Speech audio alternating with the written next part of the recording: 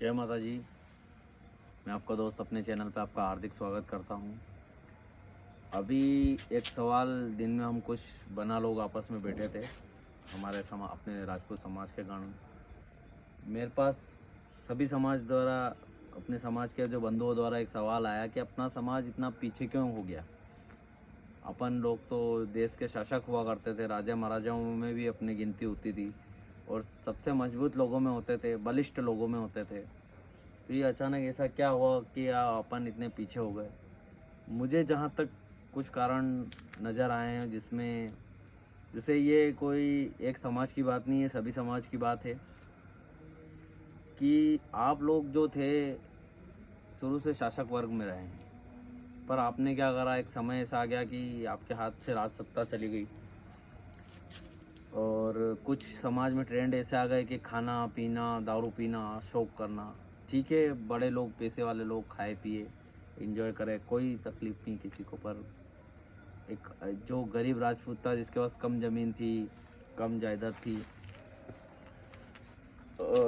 जिसके पास कम संपन्न था, उसने भी खाना पीना चालू रखा। और उससे क्या हुआ, समस्या धीरे धीरे समाज का वो व्यक्ति पीछे मुख्य धारा से दूर होता गया, हटता गया।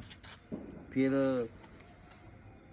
सोच भी उसकी संकीर्ण हो गई कि अब मेरे को क्या कार्यक्रम में जाना है, क्या नहीं करना है, समाज से क्या जुड़ना है। राजपूत समाज खुद की समाज का व्यक्ति खुद की समाज से भी दूर होता गया। धीरे धीरे धीरे धीरे समाज का पतन होना स्टार्ट हो गया। राज सत्ता आपसे चली गई, जमीनें आपकी सीलिंग एक्ट में चली गई। कृषक वर्ग, जो क्षत्रिय वर्ग जो था, क्षत्रिय राजपूत वर्ग, मतलब भारत का बहुत बड़ा कृषक वर्ग भी रहा है, वो भी आपसे चले गए। निष्क्रियता और शिथिलता भी मैंने समाज में देखी।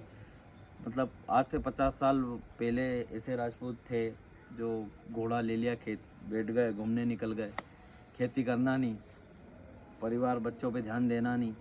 सभी समाज तो आगे बढ़ते रहे, पर ये समाज पीछे घटता रहा। इस कारण भी थोड़ा कमज़ोर हो गया। फिर जिन हाथों को तलवार चलाने के लिए, जिनका जन्म हुआ था, युद्ध लड़ने के लिए जिनका निर्माण किया गया था, वो युद्ध से वंचित हो गए, तो उनके पास काम ही क्या बचा। धीरे धीरे समाज क्षीण होने लगा। जैसे कई वर्ग है जिनको व्यवसाय के रूप से भी उनकी जातियां हुआ करती थी, जैसे कई जो उन्होंने अपने व्यवसाय को जारी रखा। पर क्षत्रिय का धर्म था युद्ध करना, लड़ना, तलवार चलाना। अब लोकतंत्र में क्या हुआ कि वो तलवार चलाने से भी बचा। अगर वो तलवार चलाए तो उस पर केस हो जाए, कानून कानून उस पर क्रिया हो जाए, तो वो उससे भी बचा। बहुत सारी जातियों ने तो क्या करा कि उनका जो जाति के अनुसार कर्म था वो उन्होंने स्टार्ट कर दिया। अब अपन ना कर्म था युद्ध लड़ना, तलवार चलाना। अब आम आदमी पे आप तलवार चलाओ या युद्ध लड़ने जाओ तो आप पे भी क्रियाएं, कुछ कानूनी धाराएं लग जाए। तो अपन भी, इसलिए भी समाज थोड़ा सा पीछे हट गया। फिर दूसरी बात है, आपका कल्चर भी इधर उधर जाने लगा। फिर शुरू से बीच में अय्याशियाँ भी कुछ जो करते थे, उसके कारण भी आपका पतन होना स्टार्ट हो गया। फिर जैसे कि कई चीज़ों का ऐसा भी आया है कि चलन में कि छोटा बड़ा भेदभाव भी मैंने सुना है। मैंने कई बार देखा है कि हमेशा राजपूतों पे एक आरोप लगता है कि जातीय भेदभाव का। तो राजपूत समाज जाति भेदभाव नहीं करता, ये तो मैंने 100%। भगवान राम के हम वंशज हैं, भगवान राम ने कभी किसी से भेदभाव नहीं करा, तो हम कौन होते हैं जो भेदभाव करने वाले। मैंने 95% राजपूतों को कभी किसी से भेदभाव करते हुए नहीं देखा। सालों सालों से कई गांवों में ऐसी कई प्रथाएं हैं कि 500 300 400 सालों से, मतलब उस गांव के लोग रहते हैं। होली पे, दशहरे पे, होली समारोह, दशहरा मिलन समारोह रखते हैं। सभी जाति वर्ग के लोग एक जादम पे बैठते हैं और एक दूसरे का आदर भाव सत्कार करते थे, साथ में खाना खाते पीते थे। तो कहाँ मुझे 300 400 साल के जो इतिहास मैंने देखा है, मतलब जाना है मैंने कई जगह, तो उनमें भेदभाव का तो मुझे कोई रोल नहीं दिखा। पर सबसे ज़्यादा आरोप राजपूतों पे लगा है भेदभाव का। क्षत्रिय वर्ग, ना हमारे परिवार में मैंने कभी भेदभाव का ना देखा, ना किसी मेरे जितने परिचित हैं वहाँ भेदभाव का तो हमने देखा नहीं। लोगों ने एक भेदभाव का बना दिया, पर आरोप लगा दिया, पर क्षत्रिय वर्ग भेदभाव नहीं करता। और ये तो ऐसा समाज है जो सोया हुआ है खुद ही, आधा तो वैसे खुद के लिए ही कुछ नहीं कर पा रहा है। इतिहास चोरी के मुद्दे पे भी अभी राजपूत समाज बहुत पीछे हट गया है, बोल भी नहीं पा रहा है। तो ये तो क्या भेदभाव करेंगे। पर समाज के साथ साथ आपका कल्चर भी जाता जा रहा है। बहुत सारे मतलब बना बाईसा में देखता हूँ कि अब वो उनको समाज की कुछ बातें ही पता नहीं है। मैं कई लोगों से मिलता हूँ, मैंने कई राजपूत बना से मैं मिला, उनसे पूछा मैंने कि आपको हिस्ट्रिकल ऐतिहासिक रूप में क्या जानकारी, बिल्कुल ना कर दिया कि बोले हमको तो ऐतिहासिक रूप से कोई जानकारी भी नहीं है और हमारा इंटरेस्ट भी नहीं है। जो इंसान जो समाज अपने इतिहास को भूलता जाता है ना, वो इतिहास उनको भूल जाता है। निश्चित एक बात सत्य है कि अभी हर व्यक्ति को समय के साथ परिवर्तन आना ज़रूरी है। समाज के साथ आज की जो वर्तमान युग है उसके साथ चलना ज़रूरी है। पर जो अपना बैकग्राउंड अपना पिछला बोलता जाता है वो अगला चल ही नहीं सकता। तो समाज के साथ ये बहुत बड़ी निंदनीय चीज़ हो रही है कि इतिहास अपना भूलता जा रहा है, अपने महापुरुषों को भूलते जा रहे हैं। क्योंकि अपन अपने क्षत्रिय राजपूतों में वो ब्लड था जो इतिहास बनाने की क्षमता रखता था। अब तो उसी जो पुराना बना हुआ इतिहास है उसी में वर्तमान में जी रहे हैं। हो सकता है अगर वो इतिहास बनाने की क्षमता अगर क्षीण हो गई तो भविष्य में भी पुराने इतिहास को लेकर जिएंगे। ये चीज़ बहुत मतलब बहुत दुखदाई है, पीड़ा वाली स्थिति है। हक के लिए लड़ रहे हैं, मांग रहे हैं, मांगने वाले छीनने वाले लोग अब मांगने लगे। और मांगने पे तो क्या मिलता है, मांगने पे तो भीख मिलती है, हक थोड़ी मिलता है, इतिहास थोड़ी बनता है, इतिहास कोई मांगा थोड़ी जाता है। ना हमने भेदभाव किया तब भी हमारे ऊपर, क्षत्रियों के ऊपर, राजपूतों के ऊपर आरोप लगे।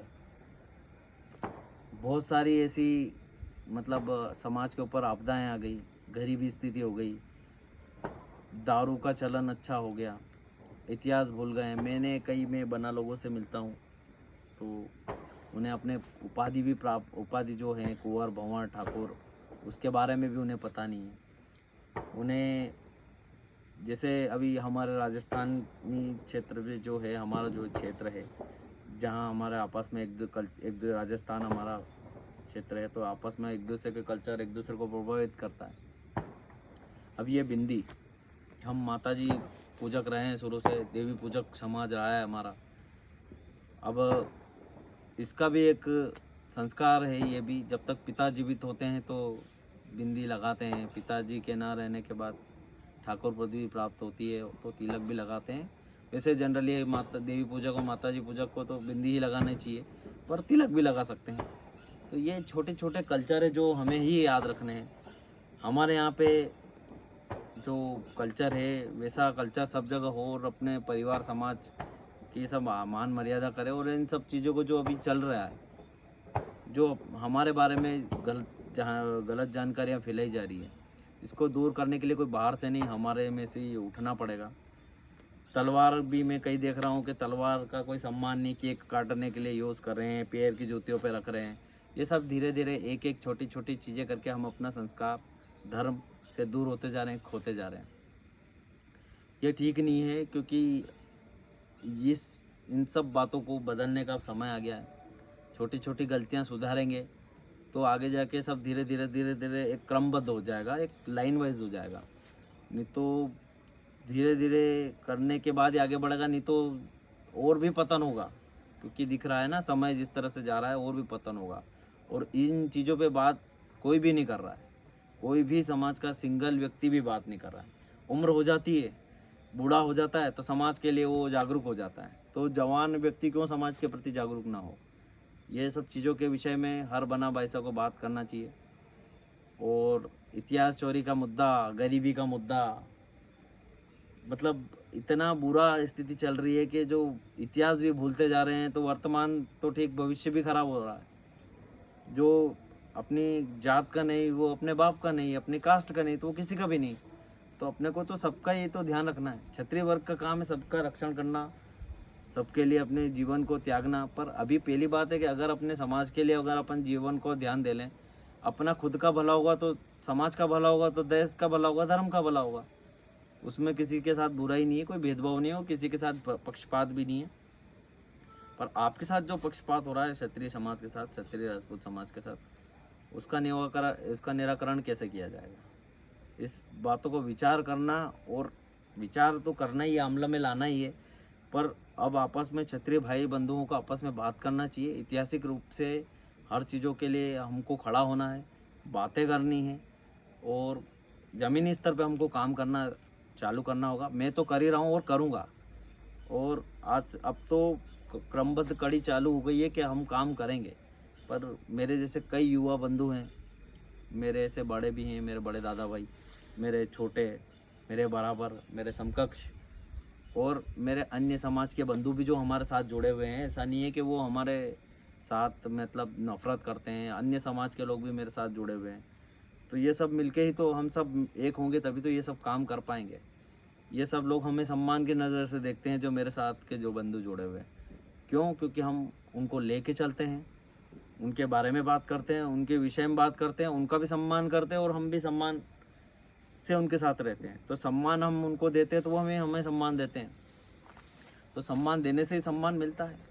अभी क्या होता है कि सोशल साइट्स पे जो ये लोग कर रहे हैं ये सब कुछ ठीक है, किसी क्षेत्र में ऐसा होता होगा, पर उस क्षेत्र में अगर क्षत्रिय भी इतना जागरूक हो जाएगा तो क्या उसके साथ वैसा होगा?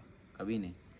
तो क्षत्रिय को हमेशा मजबूत, निडर और दबंग होना चाहिए, अपनी बात रखने वाला होना चाहिए कि सामने वालों को भी एक बार सोचना आ जाए कि यार ये क्षत्रिय है, मजबूत व्यक्ति है, इससे टेढ़ी बात नहीं करना और इनके बारे में भी कोई गलत बात नहीं करना। वो आप वैसा रहेंगे तो वैसा बनेगा, नहीं तो ये दुनिया तो मज़ा आ रहा है इनको गालियाँ देने में, मज़ा चल रहा है। छोटे मोटे टटपुंजे भी आज छोटी बात बोल जाते हैं और हल्की बात बोल जाते हैं, ओछा बोल जाते हैं। ये तो ज़माने का दस्तूर है।